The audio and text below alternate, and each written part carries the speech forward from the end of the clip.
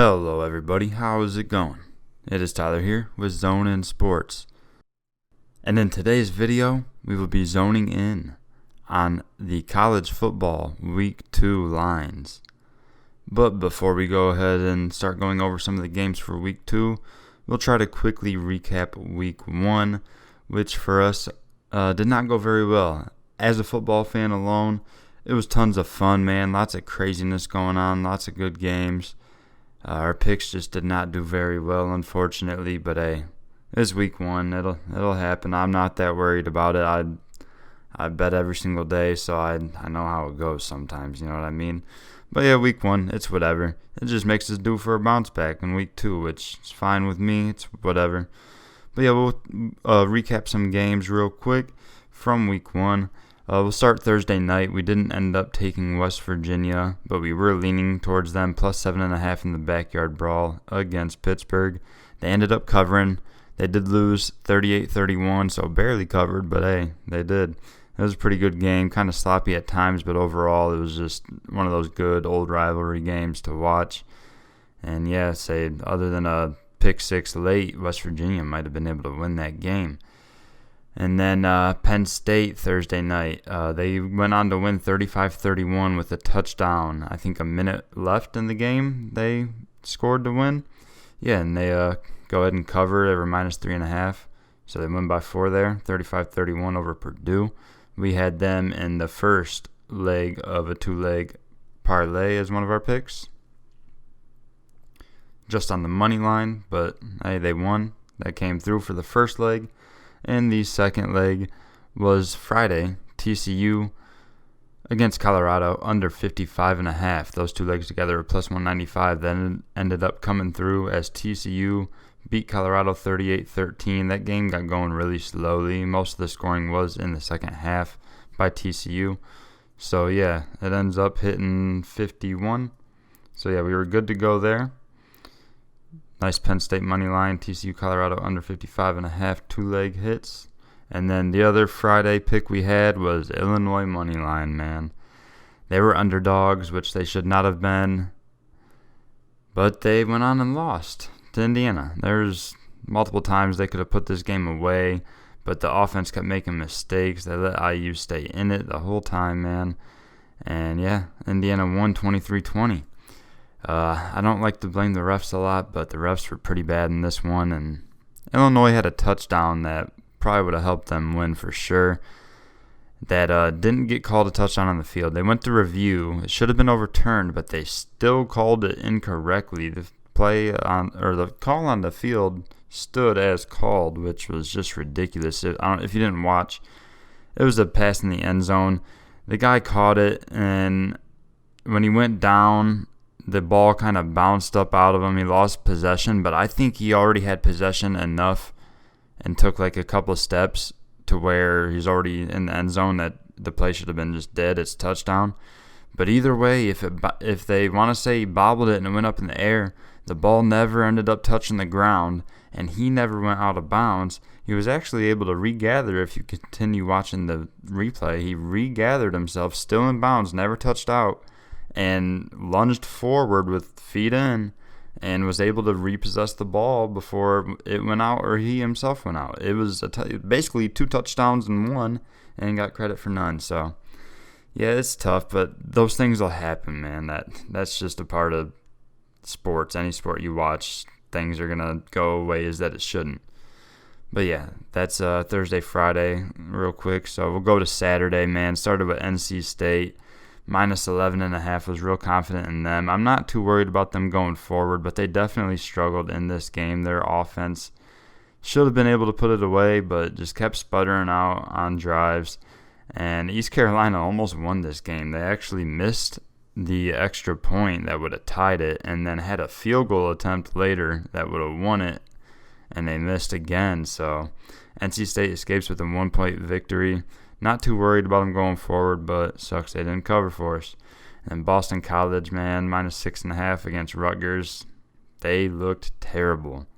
At home, I was real confident, and they themselves had some chances to put the game away. They were in the lead most of the time, but just kept making mistakes, couple picks, Turnovers just killed them, man, and their offensive line was terrible. I really like Jerkovich, the quarterback. He's a guy that might be in the NFL by now if he had not been dealing with injuries the last couple of years, but who knows if he's the same guy after dealing with all that, and we might not be able to find out with the O-line play because they were terrible. Rutgers was all over them. So, yeah, Rutgers came back in that one and won 22-21. Boston College, a team I definitely will not be looking to mess with going forward, maybe fading them. Yeah, Michigan minus 30.5 came through, as well as the under 61.5 in that game. Remember, I'm a huge Michigan fan, so if I am on a side there, it's a good chance it'll go that way. I usually have a good idea how these games will go. I predicted the score to be 48-10 Michigan, and it's really close. It was actually 51-7 Michigan. Same total points, 58, so the under 61.5 hits. Michigan minus 30.5 was easy. The offense didn't look great, but, I mean, the defense was just way too good. Had a defensive touchdown, and they just could not block our pass rush. I mean, we took care of business like we should have against Colorado State. Moving on, another great game early on in the day, Appalachian State. We had a Moneyline, and they took the loss against North Carolina in a crazy 63-61 game. It was insane. App State put up 40 in the fourth quarter trying to come back. I believe there was either like 62 or 66 total points in the fourth quarter alone. It was wild to watch. I mean, these teams were going back and forth. Those last few minutes of the fourth quarter was basically like an overtime, but with the whole field rather than just the 25-yard line. It was wild to watch, man. App State honestly probably should have won. They had a shot at the end, not the last touchdown, but the one before that where they went for two to try to win it instead of forcing OT, and they had a guy open. It was a great play call. Had a guy open in the flat, and it was just a bad throw. He overthrew him.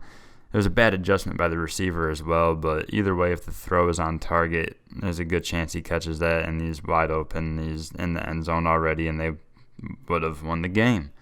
Instead, they don't get that, so they're down by one, go for the onside kick. North Carolina decides to return the onside kick for a touchdown, which, after watching this game, I don't think teams will do that ever again. Just go down at the one, pal, or wherever, just go down. And he got it in the bag. But instead he scores, returns the onside kick for a touchdown, so there's still time on the clock for App State now. Down by a touchdown, down by 8 now. They're down 8, so still touchdown 2-point would go to OT. And they drive down in like 3 plays, touchdown, boom. So they go for 2 again, obviously, to force OT this time, and they basically called the same play and got stuffed that time, and they lose the game 63-61. It was nuts. UCLA minus 23.5. That was a good one. Tough start. A couple of miscues on special teams in the first half, but they cruised to that victory 45-17, covering that minus 23.5 for us over Bowling Green. Cincinnati plus 6.5 was a tough one. They lose by 7. We needed them to lose by 6 or less or win, but no, they lose by 7, so lose that by half a point there. Arkansas wins that one 31-24. Since he was struggling in the first half, got going in the second. Definitely looked a lot better then, so not too worried about them going forward. But Arkansas definitely seems like they're still a solid squad. Tulsa minus 6.5. They lose in double OT to Wyoming. Ridiculous.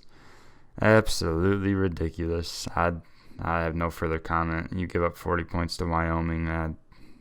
Completely scared off this team now. A team I was definitely on going into the year pretty decently. Not heavily, but I liked them. And moving on to Houston, minus 4.5. I played Moneyline on all the parlays, which hit for me, but they did not cover that 4.5. As they had a crazy game themselves, they were down early. They was able to call their way back in the second half and force OT, in which they went to 3 of them, and they went on to win 37-35 over UTSA. At UTSA as well, so good road victory there for Houston. Toon looked very good in that second half and the OT. What a great winner on that 2-point conversion try, which if you don't know now, that's what it is. And once you get to the third overtime, it's just alternating 2-point conversions, which I don't like. I think it was Penn State, Illinois, or some team like that last year ended up going to like 9 or 10 overtimes off that new rule, and it was just the stupidest thing to watch. And they go from one end of the field to the other after each overtime. It's just takes too long, and it's dumb. Either way, we'll move on from that. I still like Houston going forward. Mid-Tennessee State plus 5.5. Did not expect them to get absolutely waxed by James Madison. I know it's a good program, like I said when I made the picks video last week, but I just thought Mid-Tennessee State, I mean, that's a team I was actually looking pretty good with this year. I took their over 5.5, and if you watch the season preview when I went over some futures bets, and they just could not do anything offensively, couldn't do anything defensively. Of course, I didn't get to watch any of this, so don't really know a whole lot. But yeah, Mid-Tennessee State, a team I'll definitely not be on until I see something good out of them in the next few weeks, hopefully. Liberty minus 3.5. So I believe that's another team that went on to win on the money line for me, but of course didn't cover the minus 3.5. They went to 4 overtimes with Southern Miss. They end up winning 29-27. So Liberty, that offense I was expecting to do much better, kind of struggled. And yeah, I don't know what to expect from them going forward this year, but they did not cover for us. Utah minus 2.5, and had a money line in that 5-leg parlay. Man, my risk-free $100 one had a 5-leg that just missed by Utah. That was the only leg, had it money line. If you didn't watch it, they lost by 3 to Florida, and they had the ball, I think, inside the 10 or inside the 5 at the end of the game, knocking on the door to win, and if not, maybe you kick the field goal to force OT, but I was hoping they would obviously get in the end zone, win it in regulation. But instead, the pass in the end zone was intercepted by Florida, so that did that one. So Utah, I'm still not too worried about going forward, but I'm not as high on them as I was. Remember, I thought they might go undefeated. Obviously, that's ruined week 1. Still a team I like in the Pac-12, but sucked that they took that L for us. Man, screwed us out of a nice little payout. But yeah, moving on, Ohio State, minus 17.5 and the over 59.5 in that game. Both losses there, completely wrong about that game. I thought Ohio State was going to score at least 35, maybe 40 plus, and thought Notre Dame would score more like 17 to 24. Ohio State's defense definitely looked much improved, but you never really know. It's just one game, so we got to see some more of it throughout the year. You know, Notre Dame, that's a tough opponent, of course, but you know, they get the job done 21-10. They lose Jackson Smith and Jigba and the injury. I'm not sure if that's a serious one or not, but definitely would suck for them to not have him going forward. They missed the cover, so I did have him minus like 6.5. Bought a bunch of points in parlays, so yeah, that was whatever. But Syracuse plus 4.5. This was one that I actually wasn't super high on. A team that I do like a lot going into the year, but in the matchup with Louisville, didn't like it a lot. They actually went on to dominate that game, and they won it outright, 31-7. That was a very good game by them. Offense looked solid. The defense was really, really good. Was expecting Louisville to be able to score on them. I thought both teams would score in the 30s possibly. But yeah, 31-7 victory for Syracuse there. That was a good pick. This one was tough. Kent State plus 23.5 and the under 59.5 playing against Washington. Both of those lost. 45-20 Washington won. So that means the total was 65. Of course, that went over by like a touchdown. And Kent State didn't cover by just 2 points. So very close there. One less touchdown from Washington, and both of those plays hit. I definitely was not expecting Washington to be able to score that many points. I was looking the day of. I was looking at Kent State team total over 18.5 and almost threw that in the parlays instead, but I didn't, and I regret that because, of course, that ended up hitting with them scoring 20. But, yeah, that was, I don't know. We'll see how Washington does in the coming weeks, you know, once they play some Pac-12 opponents and whatnot. Western Kentucky to end Saturday night was a big one, of course, minus 15.5. They cover easily, beating Hawaii 49-17. And I didn't end up having an official play on LSU for Sunday, but I did throw them money line, of course. in a little parlay with them and that Western Kentucky minus 15.5, which of course LSU screwed it on Sunday in Louisiana at New Orleans Saints Field.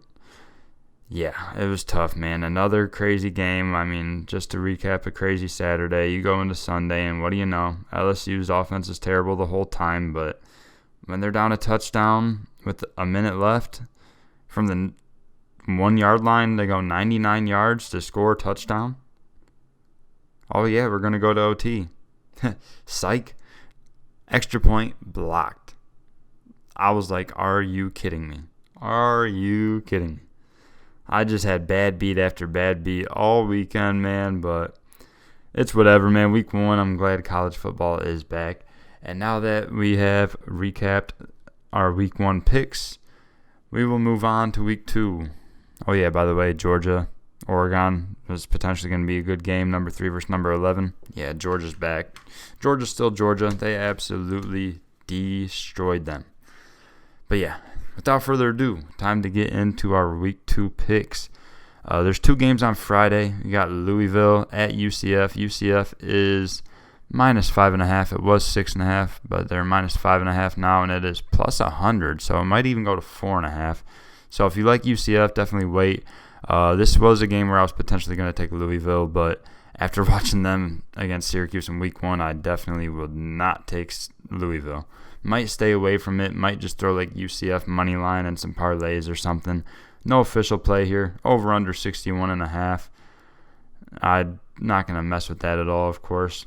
And then the other Friday night game, Boise State minus 16.5 at New Mexico. Over under 44.5. Well, 44.5 moved to 43.5 now on that total. Boise State, I'm only considering that for teasers. They should cover the 16.5 either way. New Mexico is definitely not a good football team. But Boise's offense struggled in Week 1. Of course, Oregon State has a pretty solid defense, and going to Oregon State is definitely not easy to do. So, don't know really how to take that Week 1 performance from Boise. Like I said, teasers only here. Get them down to like 10, somewhere in there. But yeah, we'll move into the Saturday games now at noon. The first one, we got number 1 ranked Alabama, minus 20.5 at Texas. Over under 64.5. I'm going to be on Alabama minus 20.5 here. In Week 1, both of these teams covered and the unders hit. Bama is 4-0 against the spread their last 4 non-conference games. Texas 4-9 against the spread their last 13 Week 2 games. And they are 1-4 against the spread the last 5 against teams with a winning record. So definitely going Alabama minus 20.5 here. You know, Texas, a team that should be better this year than they were last year, but their offense is really going to have a battle here. Alabama's defense will be coming to play. That is for sure. I'm thinking Alabama is going to be able to score 40-plus for sure, and I don't think that Texas necessarily is a lock to get 20. Even if they do, I still think Alabama gets that win by 3 touchdowns, like, you know, maybe 45-20, somewhere in there, something like that. So, yeah, going to Alabama minus 20.5 over Texas. And then we got Missouri plus 7.5 at Kansas State. The over-under there is 57.5. Well, it's actually now down at 56.5. But our play here will be Missouri plus 7.5. Both teams won and covered in Week 1. Missouri's game went over. Kansas State went under. This is a former Big 12 matchup. They have not played each other since 2011. Missouri is 5-1 against the spread their last 6 overall. In head-to-head matchups, the road team has covered 4 of the last 5. Now remember, that's since like 2011 is the last time they played. So take that with a grain of salt. Kansas State 2-7 against the spread their last 9 following an against the spread win. So a couple trends there, nothing too crazy. It's just one that I feel good about. Just going into the year, I like Missouri more than Kansas State. Not necessarily thinking Missouri will win this game, but you're going to give me 7.5 points. I'll take that for sure. Keep it within a touchdown, Missouri. We like that there. Then we got Wake Forest at Vanderbilt. Over-under for this game is 65.5. It was 60.5. And the spread was minus 8.5. But it is now minus 13.5 for Wake Forest, as Sam Hartman has been cleared to play, man. He is actually good to go. They thought it'd be at least another month. I found out what it was, apparently some sort of blood clot issue that he had. He was supposed to be out until sometime in October, but yeah, he's actually back this week. So that line jumped from 8.5 to 13.5, and I seen it bounce back down to 12.5 and even 11.5, but it's back to 13.5. As long as it doesn't go over 14, I like it. So yeah, Wake Forest minus 13.5 is the play here over Vanderbilt. We got Wake Forest, they covered in week 1, and the under hit. Vandy hit the over. They won but did not cover against Elon. So, I mean, come on. Elon, you can't cover against them guys? So, yeah, Wake Forest, I like to go into Vandy and get this done. The road team is 4-0 against the spread in the last 4 head-to-heads there. So, looks good there. Vanderbilt, 2-9 against the spread their last 11 in September, and 1-6 against the spread their last 7 following a straight-up win. Wake Forest minus 13.5. Definitely like that as a straight play. And we'll also include it in some parlays where we will buy some points, teasers, however you want to play it. Next, we go to Duke at Northwestern. Duke is getting 9.5 points here. It did move to 10.5, but it's back at 9.5, I believe. And the over-under is 58.5. So yeah, we like Duke Duke plus 9.5 at minus 106. The last matchup they did play last year, the game was at Duke, in which Duke won 30-23. And Duke has won the last 3 head-to-head matchups here. So that's why I'm liking them at the plus 9.5. It's just a decent amount of points there, you know what I'm saying? They could lose by a touchdown, you're good to go. A team that I don't think will be good this year, but they definitely looked solid in week 1, winning 30-0 over Temple. And Northwestern, they did not play last week. They had a bye after they did play in week 0 over there in Ireland against Nebraska, where they were 12-point underdogs and got the victory. So Northwestern, a lot of people are on them, hence the point spread here. I mean, Duke plus 9.5. 2 teams that I think are not too far apart in skill. I just think Duke can keep it close. Duke is 4-0 against their spread, their last 4 September games, and 4-1 against the spread, their last 5 against the Big Ten. And the underdog is 8-1 against the spread, the last 9 head-to-head matchups here between Duke and Northwestern. That's 8-1 against the spread, last 9 for the underdog. And then for Northwestern, they are 2-5 against the spread their last 7 September games, and 1-5 against the spread their last 6 week 2 games. So yeah, definitely on Duke plus 9.5 here. I would also lean towards that over 58.5. Definitely not taking it as a straight play or anything. Maybe you just buy some points, throw in a teaser, get over 52, 53. But yeah, Duke plus 9.5 is the official play there on that game. And next we have North Carolina at Georgia State. Over-under is 68.5. North Carolina is laying 7.5 points here on the road, and that will be our play. UNC minus 7.5. The last time they played was last year. North Carolina was at home that time, and they won 59-17. And I definitely think this North Carolina team might be better than last year's team. The defense is still pretty bad, and I think Georgia State should be able to move the ball pretty decently against them. But I definitely don't think that they can keep up with UNC's passing attack. I just think UNC is going to score a lot of points in this game, at least 40 plus, and I don't see Georgia State being able to keep up, man. So yeah, UNC minus the 7.5. I was going to look at possibly a first half spread, but that line is not out yet on FanDuel. You can probably find it on other books. If it's 3.5, I'd definitely take it. If it's 4.5, maybe I just stay with the full game minus 7.5 here. The Tar Heels 5-2 against the spread their last 7 September games. I didn't really put too much else here for notes because this is just one I feel real good about. definitely the better team, more high-powered offense. UNC, man, -7.5. Next, we got Southern Miss. I believe it is plus 25.5 now at Miami, Florida, who's the 15th ranked team in the nation right now in the AP poll, that is. And the line was 26.5 and went to 24.5, back to 25.5. It's bouncing, but we're not messing with the point spread anyways. What we are going to take here is the over, 54.5. Well, actually, it actually moved. It's down to 51.5. So we actually got Southern Miss and Miami, Florida, over 51.5 at -105. So it moves down 3 points, which might be kind of sketchy that we're on the over and it moves down that much. Maybe a lot of people are on the under, but I definitely like the over here. Miami put up 70 points last week in a game they won and covered. Yeah, it was a cupcake game, but they scored 70 points.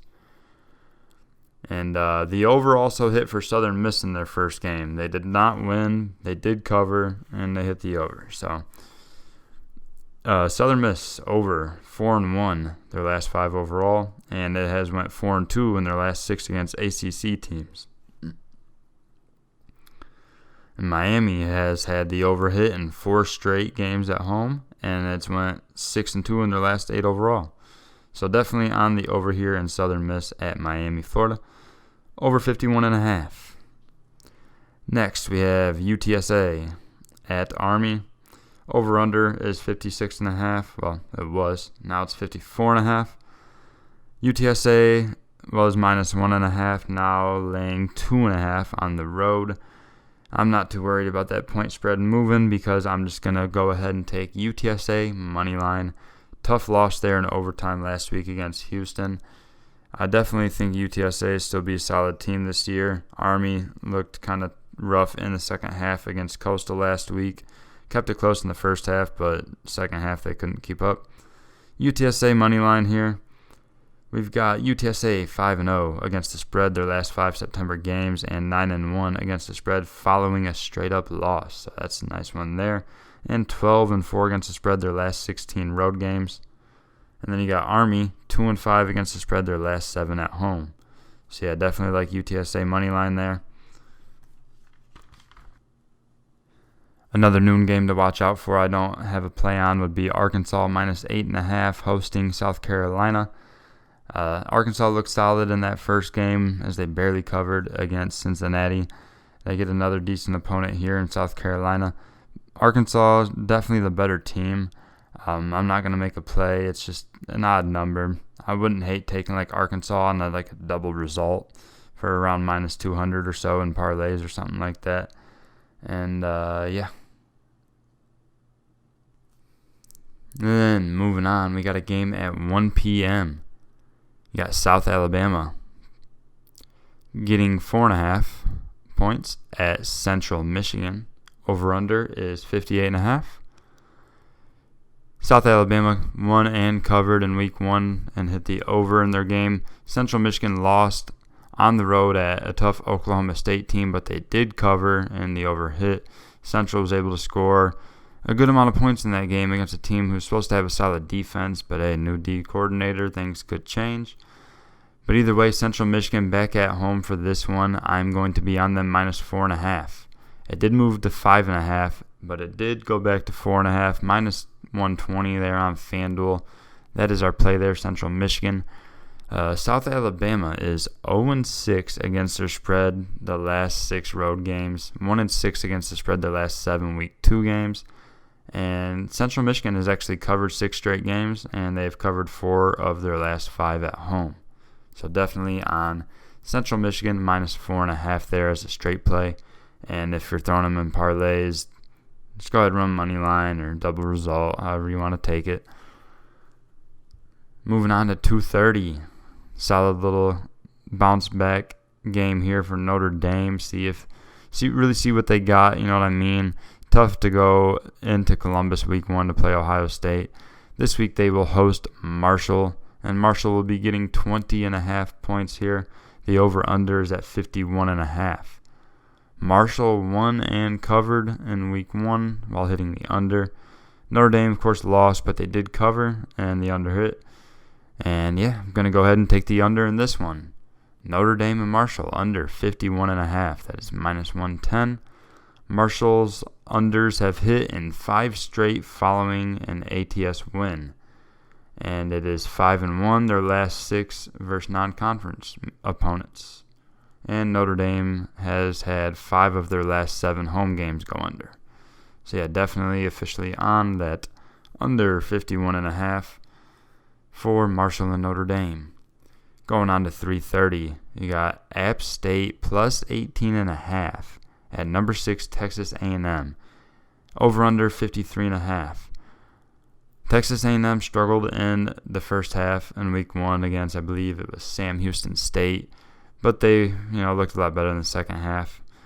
Defense was good, of course. I mean, they should be against a team like that. App State, of course, had that shootout against North Carolina. Their defense is not very good, that is for sure.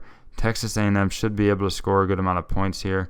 The over 53.5 might be a solid play. Last week, that App State UNC over-under was only set at like 55 or 56, and it was at 49 at halftime. So I'm not thinking it's going to be that high scoring in this one as well, but over 53.5 should be doable.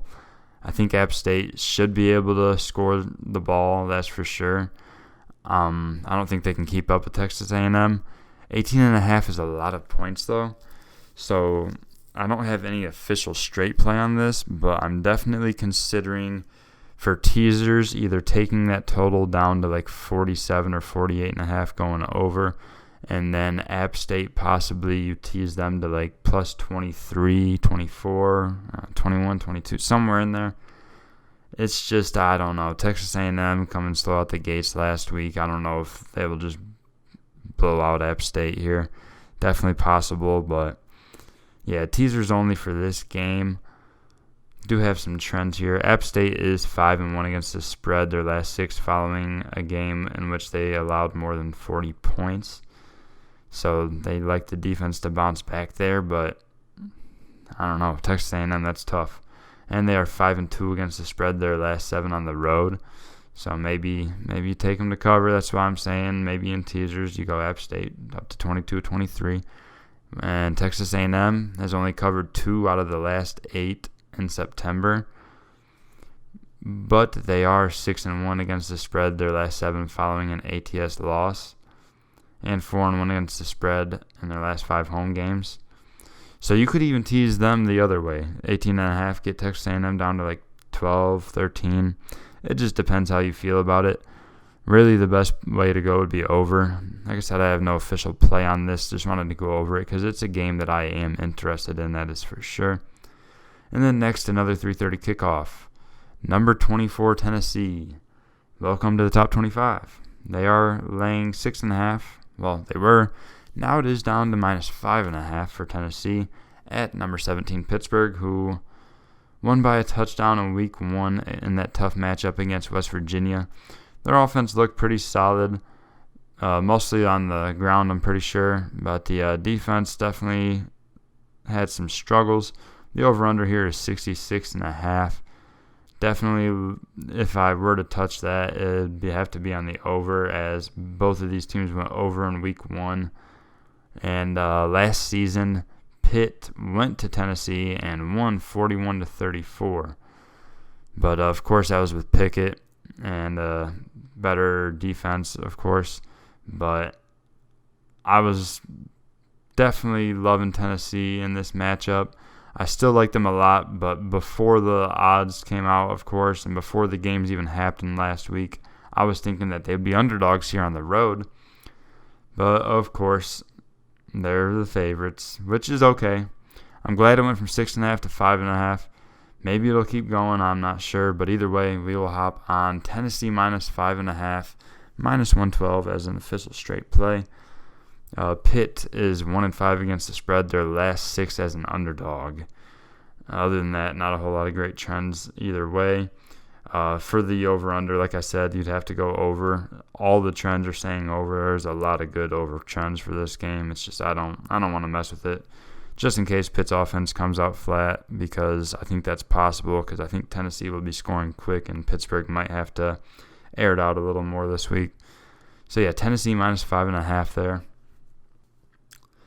Another 3:30 game I have written down is Memphis minus 5.5 at Navy. Over-under is at 50.5. I definitely think Memphis wins this game. I'm not going to have an official play as on the spread or anything. I would definitely consider taking Memphis money line and some parlays, though Navy is a team that has seemed to be kind of down these last couple of years.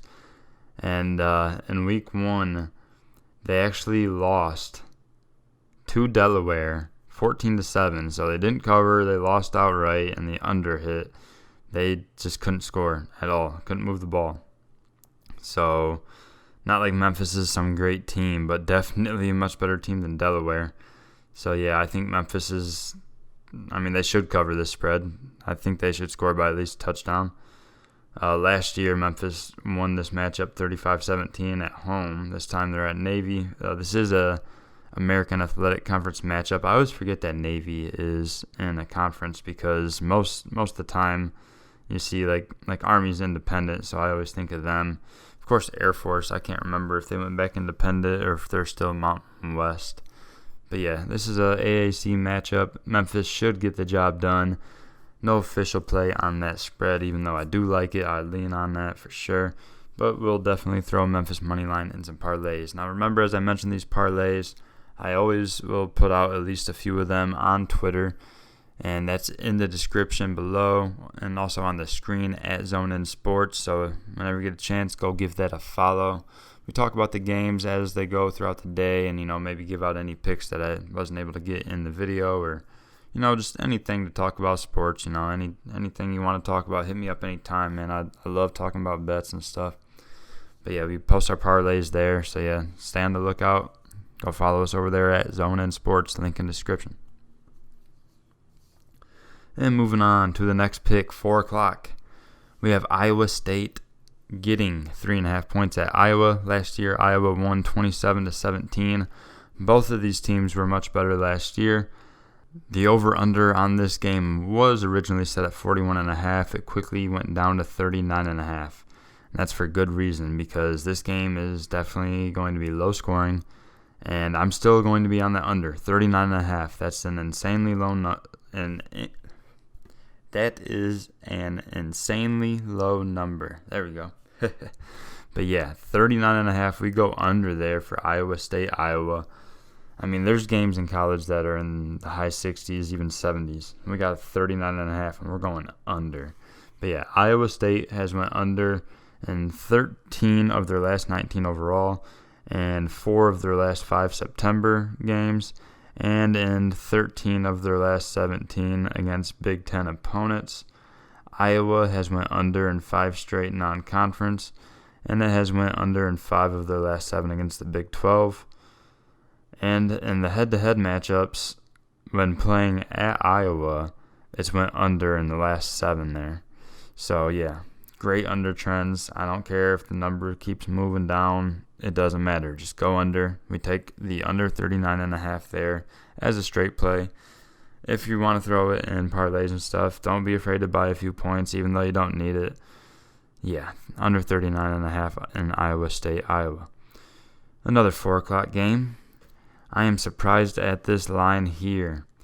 Houston is on the road here. Number 25, Houston, getting 3.5 now. It was 2.5. They're now getting 3.5 at Texas Tech.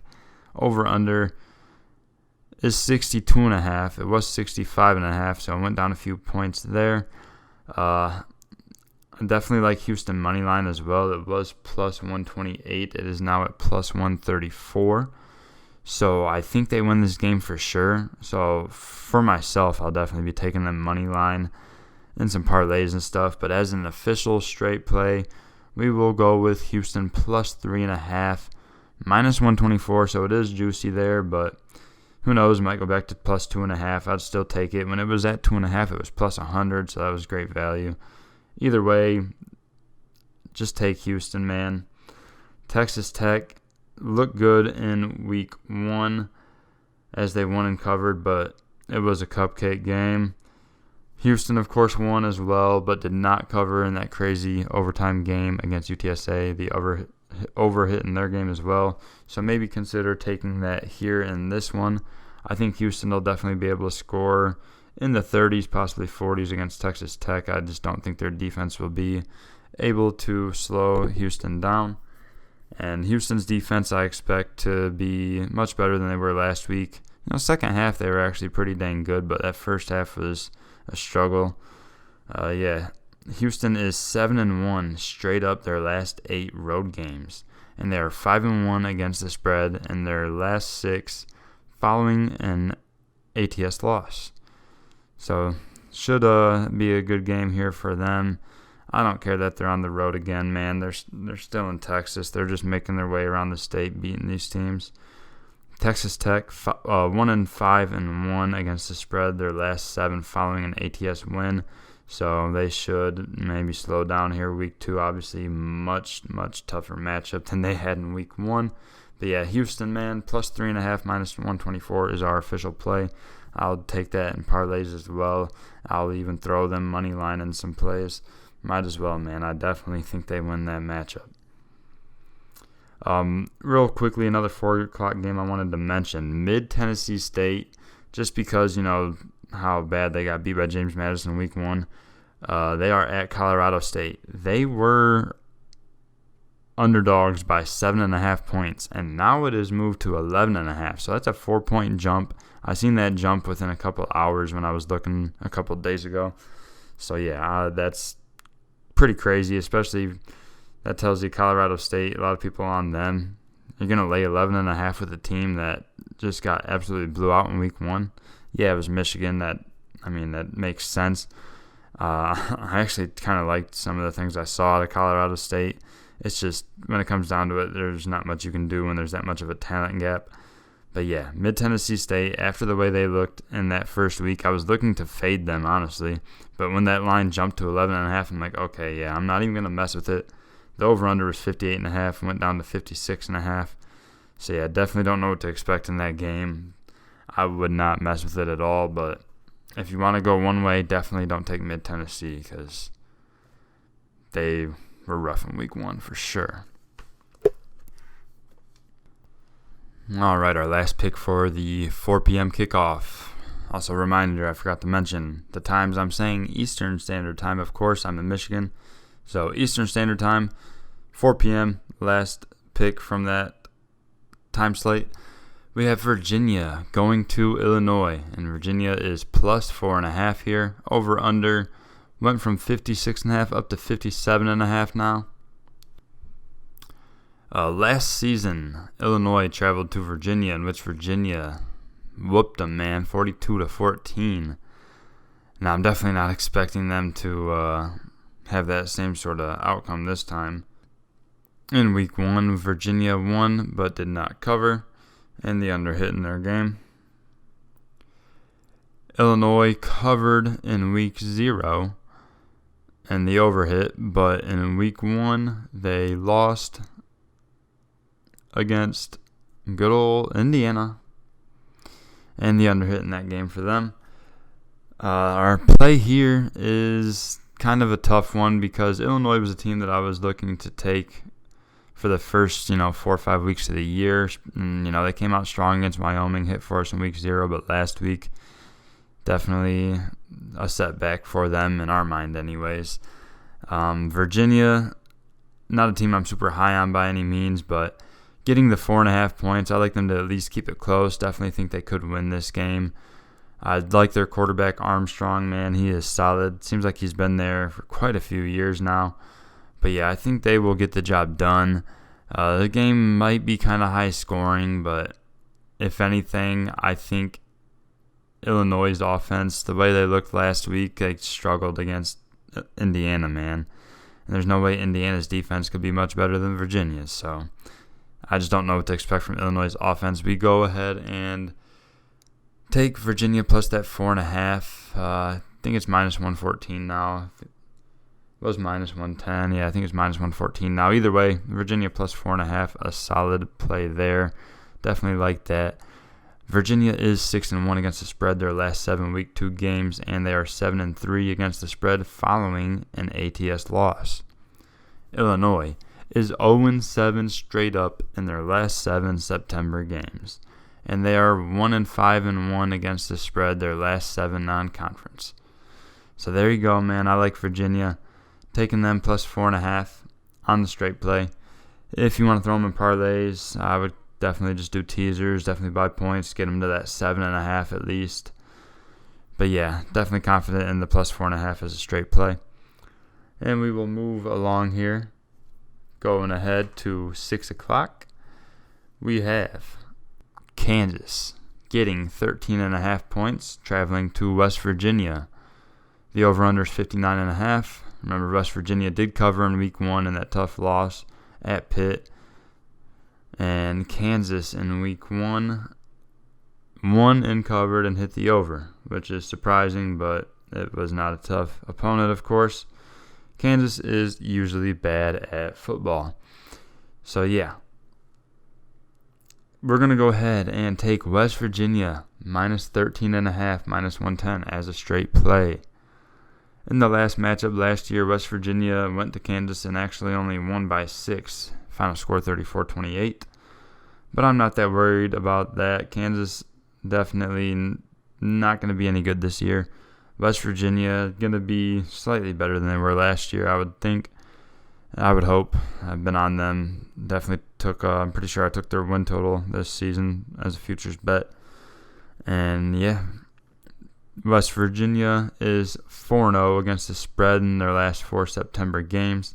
And they are 9-2-1 against the spread their last 12 at home. Kansas is 1-8-1 their last 9 against the spread in Week 2. So yeah, definitely like West Virginia to cover there. It is a lot of points, but they're definitely the better team. And I like the way JT Daniels was playing other than that pick 6, man. He was looking pretty solid.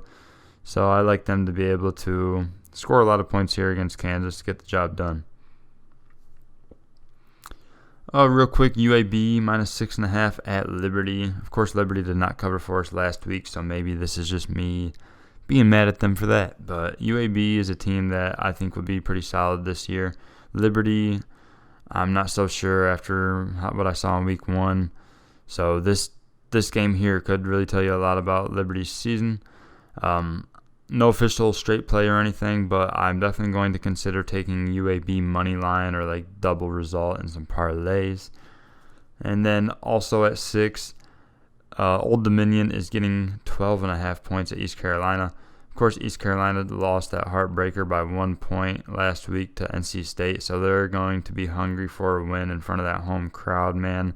They usually have a good turnout, man. That crowd was nice watching that last week against NC State. They really get into it, man. They show out in the purple and gold, that is for sure. Old Dominion, of course, coming off a good win as a underdog. They won outright against Virginia Tech for the second time in, I believe, like the last 6 years. I think they beat them around 5-6 years ago as well.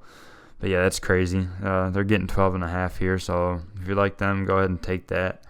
No straight play for me, but definitely considering East Carolina and some teasers. Maybe get them down to like 6.5, 7, somewhere in there. The 6.5 is that golden number, of course. Get them to win by a touchdown. Of course, you'd like that. But yeah, teasers only there for East Carolina. And we are going to move on to 7 o'clock. We got a big one here as number 20 Kentucky travels to number 12 Florida. And this line has bounced back and forth a little bit here. Kentucky is currently getting 5.5, as they were just getting 4.5, but now they're getting 5.5 at Florida, who is ranked number 12 now.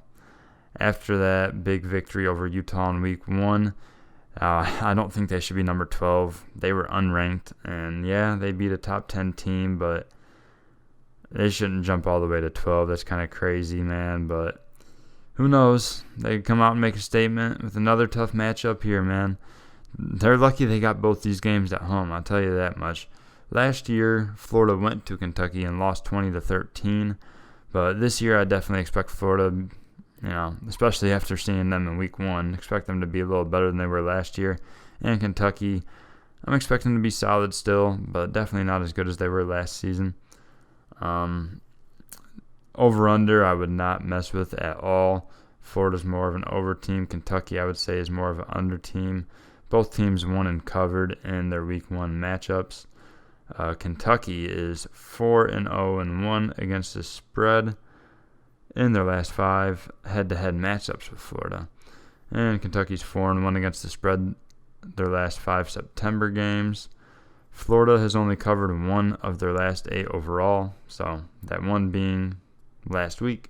So the 7 straight that they didn't cover was last season. So, I'm going to consider Florida Moneyline for parlays. Obviously, that's not a straight play. It's juicy. I'm not going to lay the 5.5 as a straight play at all. Possibly look at first half spread. I don't know if it's out yet. It probably is on other books, but FanDuel, some of this stuff won't come out till the day of. But if you can get Florida first half minus 2.5, I think I would definitely run with that. But yeah, for now, I'm just going to consider Florida money line and some parlays. Another 7 o'clock kickoff here. You got UMass getting 28.5 at Toledo. The over-under moved from 49.5 down to 48.5, which actually helps us out because we are on the over for this game. And my notes for this game literally says just take the over. I mean, UMass is not a good team. Toledo overs were really good for me last year, so I think that's the main reason why I'm on that here.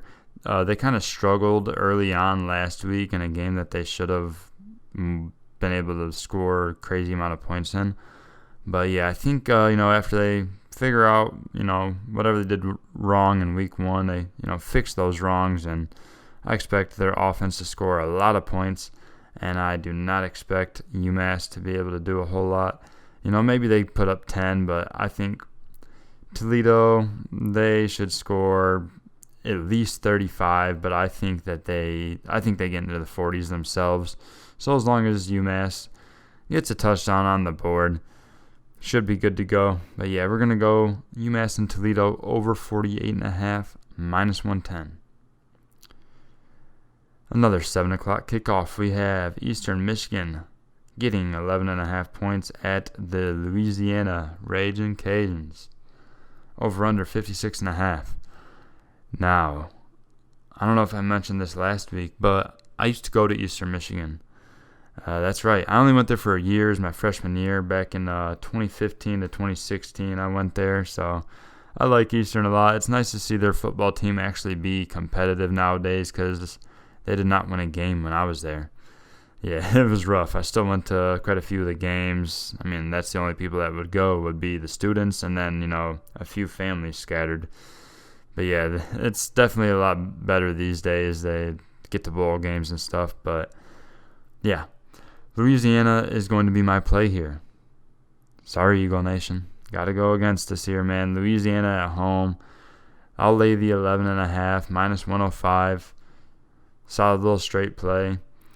I just like that team a lot going into this season. I think they're a team that could possibly go undefeated. Definitely a team that could win their conference. But yeah, we got Eastern Michigan has only covered 1 of their last 5 overall and only 1 of their last 6 September and non-conference matchups. And they've only covered 2 out of their last 7 on the road, where Louisiana has covered 4 straight non-conference matchups and 5 of their last 7 at home and 5 of their last 6 overall. So yeah, Louisiana minus 11.5 here at home over Eastern Michigan. And then at 7:30, we have Arizona State plus 10.5 at number 11, Oklahoma State. It's actually now at 11.5 here. The over-under is 57.5. I wanted to take Oklahoma State. Not going to take it as an official straight play at all, but definitely going to tell you to take them in teasers or just buy a few points in parlays or, take double result. It would be juicy double result for them, but I don't know. It depends how you bet. Everyone bets differently. if you're just doing like a 3-leg parlay, obviously you don't want to buy too many points. But if you're making like a 7, 8, 9 leg, crazy stuff, then you could lay like a double result minus 350, 300, whatever it's at. But yeah, the first half spread in that game is 7.5 plus 104 for Oklahoma State. If that moves to 6.5, that will definitely be a straight play I would take. But I don't think they're going to move it. But if it does, I'll be on it. So be on the lookout if I tweet it out. If it moves, I'll let you guys know for sure. But yeah, just going to buy points for, throwing teasers, whatever you got to do with Oklahoma State. They're definitely going to win this game. I don't think Arizona State's a very good ball club, honestly. Oklahoma State, of course, blew the cover in that game against Central in week 1. But I'm not too worried about it, man. They're at home. They're going to get the job done. Arizona State has only covered 1 of their last 5 on the road, where Oklahoma State has covered 6 of their last 8 against Pac-12 opponents, and they have covered 7 of their last 10 as a favorite. So yeah, definitely considering Oklahoma State and some teasers. Another 7:30 matchup here.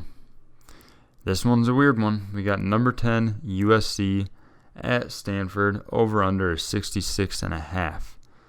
And I believe this line opened as USC minus like 11 or so.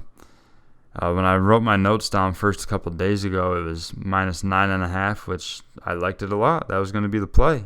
And then I go back yesterday and look, and it moved to 7.5. I am not quite sure why this is. I know there's a lot of fluky stuff in USC's week 1 matchup against Rice, but I don't know how much I take that into account. I'm just looking at the teams here, USC and Stanford. Stanford was pretty bad last year. I'm expecting them to be a little better this year, but good enough to be able to keep it close with USC? I don't think so. And either way, USC could just win by a touchdown and a field goal, and that's not like Stanford getting blown out. And, we still covered with USC there. So, yeah, I'm going to be on USC minus 7.5. It's at minus 112 there. Definitely like that a lot. If you can buy a point, of course, do so there. As a straight play, I'll take that minus 7.5 though. Last year, Stanford actually won 42-28. Both of these teams were bad last year. But yeah, I'm on USC this year. Of course, they get to Lincoln Riley over there as the head coach, Caleb Williams at quarterback, Jordan Addison at receiver, the running back, believe from Penn State, I want to say. I can't remember. I don't know. They got all sorts of transfers where their offense should be able to score points. And I think they'll definitely do that against Stanford, and I don't see Stanford being able to keep up. The favorite in this matchup has covered 5 of the last 7 head-to-head, and Stanford has actually not covered at all in their last 8 games. That's right. 0-8 against the spread, their last 8 overall, and have not covered 5 straight home games either. So yeah, USC, definitely like them a lot here, especially after the line movement. Usually that scares people off of plays, but it helps me. Thank you. USC minus 7.5. Let's go. And then just a couple more to round out the week. We are going to go to the 10 o'clock slate at 10:15. A big one, man. Number 9 Baylor getting 3.5 at BYU, who is ranked 21st. Over/under is at 53.5. I like both of these teams, honestly. This play here is solely because Baylor is getting those 3.5. That is what I'm on. Baylor plus 3.5, minus 118. I like them to keep it close. I think they can definitely win this game. If they were at home, I would definitely be on them to win, for sure. But at BYU, it's a tough place to play. They looked pretty good last week in their win over USF. And Baylor, of course, won and covered against a cupcake. Their last matchup, I believe, was last year. I didn't write the year down, of course, but Baylor won the last matchup 38-24. Of course, they were at home for that one, this time at BYU. So yeah, Baylor, 5-1 against the spread, their last 6 overall. 4-0 against the spread their last 4 September games, and 4-0 against the spread their last 4 non-conference games. And the only thing I got for BYU is they've only covered 3 out of their last 9 overall. So, yeah, I think it's going to be a good one, man. I think Baylor's able to keep it within a field goal for sure, possibly win the game. So, yeah, Baylor plus 3.5 is our play there. That's actually going to be our last pick of the week, but we will go over one last matchup. At 10:30 kickoff, you got Oregon State at Fresno State. Basically a pick 'em here. Oregon slightly a dog there on the money line. Or actually, no. Fresno State is actually getting better odds on the money line. But Oregon State was getting the plus 1/2, which is kind of irrelevant. So that's why I thought they were the slight dog. Either way, it's a pick 'em, man. I would lean Oregon State, but I'm just kind of worried about 2 things. 1, they're on the road, and 2, Fresno State has covered 6 in a row against Pac-12 opponents. So, yeah, that's tough. I mean, I don't know. I'm not going to end up taking it unless, who knows, maybe I hit some bets early in the day, and then at 10:30 at night I'm itching and I just throw one out there on it. But, yeah, I'm not going to take anything on this game. Oregon State does have some solid trends here. 4-0 against the spread in their last 4 September games. 4-1 ATS. Their last 5 against Mountain West Conference opponents. They have only won 1 out of their last 10 road games, though, straight up. So that's another one that kind of flip-flopped me. Of course, I gave you a couple good trends for Fresno State. A couple of bad ones is they've only covered 1 of their last 6 home games, and they've only covered 2 out of their last 7 following a straight-up win. So a lot of trends going either way on this game. That's more of a field game, man. If you like one team, man, just go with it. I'm not gonna mess with it for now. But yeah, that's gonna wrap it up, man. Went through the week 2 slate there. We'll go ahead and recap our picks. We got 18 of them this week. So, we start off with Alabama minus 20.5. Then you got Missouri plus 7.5. Wake Forest minus 13.5. Duke plus 9.5. UNC minus 7.5. Remember, look for a first half spread. If it's 3.5, take it. And we got Southern Miss and Miami, Florida, over 51.5. We got UTSA money line, it's minus 134. We got Central Michigan minus 4.5. We got Marshall and Notre Dame under the 51.5. We got Tennessee minus 5.5. Iowa State and Iowa under 39.5. That's right, under. We got Houston plus the 3.5 as an official play. Also throwing money line and some parlays and as a personal play for myself. Virginia plus 4.5. West Virginia minus 13.5. We got UMass and Toledo going over 48.5. We got Louisiana minus 11.5. We got USC minus 7.5 and Baylor plus 3.5 to round out week 2. So yeah, there it is. Remember, a lot of these we will buy points on for parlays, but of course these ones listed here are all solid for straight plays. And yeah, I hope you guys, tail, fade, whatever you do. I hope everyone ends up making some money this weekend. Have some fun doing it. Of course, be responsible. Always be responsible when gambling. You don't want to be out here betting your rent money on Iowa State and Iowa to go under 39.5 or anything crazy like that. But yeah, man, I appreciate y'all listening. And definitely would like some feedback, leave some comments below on the video, or, of course, go hit me up on Twitter over there. We can, communicate there, talk some games, whatever the case may be. Any questions you got about any of these games, anything else in sports, man, I'm always down to talk. But yeah, comment your thoughts below. Leave a like on the video if you enjoyed it. I'd appreciate that a lot. And subscribe to the channel if you are new. And hit that notification bell. Make sure you never miss a video. And yeah, really, again, thank you guys for listening in. And that'll do it for me today. Hope you guys have a good one. Peace.